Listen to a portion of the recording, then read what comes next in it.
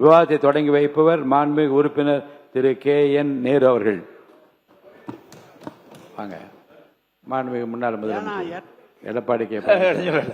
மாண்பு பேரவைத் தலைவர்களே, கிட்டத்தட்ட நகராட்சி நிர்வாகம் மற்றும் குடிநீர் வழங்கத்துறை, பள்ளி கல்வித்துறை, உயர்கல்வித்துறை, செய்தி மற்றும் இவ்வளவு துறையும் ஒரே நாள் எடுக்கிறீங்க. ஆனால் நேற்று 8 மணிக்கு தான் இதனுடைய கொள்கை விளக்க குறிப்பு புத்தகம் எங்களுக்கு கிடைக்கிது. ஏற்கனவே தங்களிடம் முறையிட்டோம். கிட்டத்தட்ட ஒரு 2 நாளைக்கு முந்தி 4 துறை எடுக்கின்ற பொழுது நான் 2 நாளைக்கு முந்தையாவது கொள்கை விளக்க குறிப்பு புத்தகம் கொடுக்கணும், இல்லது அட்லீஸ்ட் ஒரு நாளைக்கு முன்பாவது கொள்கை விளக்க குறிப்பு சட்டமன்ற உறுப்பினர் கொடுத்தா தான் அதில் நாங்கள் படிக்க முடியும். ஆனால் நேற்று இரவு 8 மணிக்கு தான் வந்தது. இனி இப்படி தொடரக்கூடாது. அடுத்து வருகின்ற மானிய கோரிக்கைகள் இருக்கின்ற அமைச்சர்கள் உங்களுடைய ஆணையின்படி விரைவாக ஒரு நாளைக்கு முன்பாவது கொள்கை விளக்க புத்தகத்தை சட்டமன்ற உறுப்பினர் கிடைப்பதற்கு ஆவணம் செய்ய வேண்டுமே. அல்ல, எனக்கு ஒரு அட்வான்டேஜ் என்னன்னா, ரொம்ப லேட்டா வரதுனால ரொம்ப குறைவா பேசி சீக்கிரமா முடிப்பீங்க நான் நம்புறேன். மக்களுடைய பிரச்சனை பேசுறது ரொம்ப லைட்டர் வெயின் இதை சொல்றேன். மாண்பு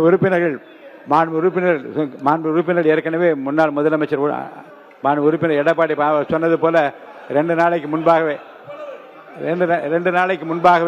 தர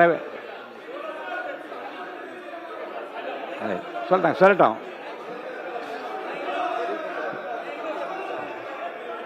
மாண்புடைய உறுப்பினுடைய மன ஆதங்கம் எனக்கு புரிகிறது. ஏற்கனவே இதை 2 நாளைக்கு முன்பாக தர வேண்டும் என்று நான் ஏற்கனவே கோரியிருக்கின்றேன். இப்போது மாண்புமிகு அமைச்சர் பெருமகளுக்கும் அரசு துறை உயர் அதிகாரிகளுக்கு நான் தெரிவிப்பது, இந்த மாமன்றம் கூடுவதும் விவாதிப்பதும் குறிப்பாக மானிய கோரிக்கை கொள்கை விளக்க குறிப்பில் அறிவிக்கிற போது முழுமையாக படித்து ஆய்ந்து அறிவுபூர்வமாக ஆக்கப்பூர்வமாக தமிழ்நாட்டு மக்களுக்கு ஏதாவது செய்தியை சொல்லக்கூடுமானால் படித்தால் தான் தெரியும். இதை கருத்திலே கொண்டுதான் ஒரு நாளைக்கு முன்னதாகவே தர வேண்டும் என்று நான் ஏற்கனவே சொல்லியிருக்கிறேன். இனி வருங்காலில் வரக்கூடிய மானிய கோரிக்கைகளில் 24 மணி நேரத்துக்கு முன்னதாகவே அதை தந்தால்தான் உறுப்பினர் இங்கே பயனுள்ள கருத்துக்களை தெரிவிக்க முடியும் என்பதை மீண்டும் நான் வலியுறுத்த விரும்புகிறேன். மாண்புமிகு உறுப்பினர்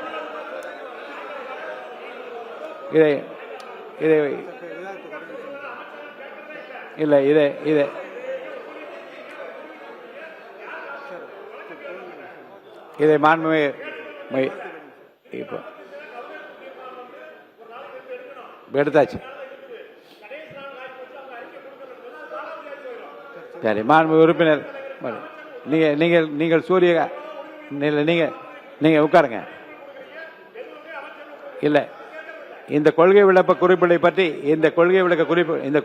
குறிப்புகளை பற்றி நான் ஏற்கனவே இங்கே கூறியிருக்கின்றேன்.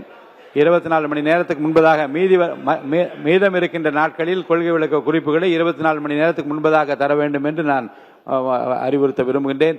மாண்புமிகு அமைச்சர் கே.என். நேரு அவர்கள்.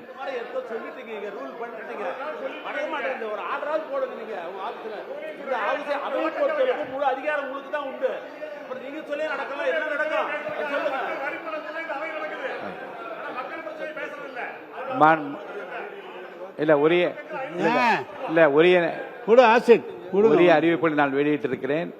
அடுத்து வருகிற மானிய கோரிக்கை நிச்சயமாக உங்களுக்கு 24 மணி நேரத்துக்கு முன்னதாக வரும் என்று நான் கருதுகின்றேன். மாண்பு உறுப்பினர் கே.என். நேரு அவர்கள்.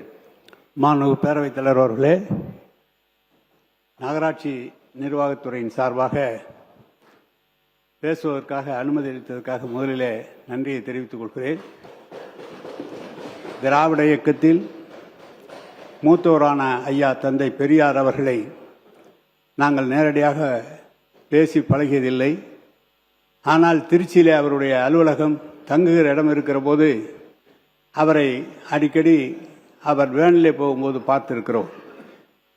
பேரறிஞர் அண்ணா அவர்கள் 1967ஆம் ஆண்டு எங்களது லால்குடி தொகுதியிலே புள்ளம்பாடியில் வந்து பேசுகிறார். கடைசி 5 நிமிடம் தான் இருக்கிறது.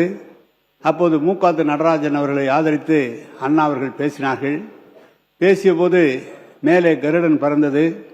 சிரித்து கொண்டே அண்ணா அவர்கள் சொன்னார்கள், ஆசிரியர்கள் பாசையில் சொன்னால் திராவிட முன்னேற்ற கழகம் ஆட்சி அமைவதை யாராலும் தடுக்க முடியாது என்று சொன்னார்கள். அதுதான் ஆரம்பம். அதன் பிறகு அவர் முதலமைச்சராக பொறுப்பேற்று கள்ளக்குடியிலே டால்மான் நிறுவனம் கட்டியிருக்கிற தொழிலாளர் குடியிருப்பை திறந்து வைக்க அண்ணா அவர்கள் வந்து திறந்து வைத்து உரையாற்றினார்கள். அதுதான் அண்ணா அவர்களை பார்த்திருக்கிறோம், 15 வயது. அதன் பிறகு கலைஞர் அவர்களை தொடர்ந்து 73ஆம் ஆண்டிலிருந்து அந்த தேர்தல் நடைபெற்ற தேர்தலிலிருந்து தொடர்ந்து கலைஞர்களுடைய அவருடைய இறுதி நாள் வரை அவரோடு இருந்து பணியாற்றி இருக்கிறோம். முதலாக 1986ஆம் ஆண்டு புள்ளம்பாடியிலே பொது தேர்தல், ஒன்றைக்கு ஊராட்சி ஒன்றியத்திற்கு மக்களால் தேர்ந்தெடுக்கப்படக்கூடிய தேர்தல். அதிலே அன்றைக்கு இருக்கிற மாவட்ட செயலாளர் எஸ்கே வடிவேல் அவர்களும் ஆதிமூலம் அவர்களும் கிருஷ்ணமூர்த்தி அவர்களின் பரிந்துரையின் பேரில் கலைஞர் அவர்களுக்கு எனக்கு அந்த வாய்ப்பை தந்தார்கள். எனவே முதல் பொது தேர்தல் என்பது அன்றுதான் 86லே அவர்கள் வெற்றி பெற வைத்தார்கள். லால்குடியிலே 4 முறை தேர்தலில் நிற்பதற்கு அன்றைக்கு மாவட்ட செல்வராஜ் அவர்கள் பரிந்துரையின் பேரிலே சட்டமன்ற உறுப்பினராக இருந்து நாங்கள் சட்டமன்றத்திலே லால்குடியிலே தேர்ந்தெடுக்கப்பட்டு அப்போதும் கலைஞர் அவர்கள் சட்டமன்றத்திலே தேர்தலில் நிற்பதற்கு அனுமதி தந்தார்கள். 96 தொடர்ந்து 2001ஆம் ஆண்டிலிருந்து 2006ஆம் ஆண்டிலிருந்து 6வது முறையாக திருச்சி மேற்கு தொகுதியிலே தொடர்ந்து கலைஞர் அவர்களால் வளர்க்கப்பட்டு கலைஞர் அவர்களால் நாங்கள் தரப்பட்டு சட்டமன்ற தேர்தலில் நின்றோம்.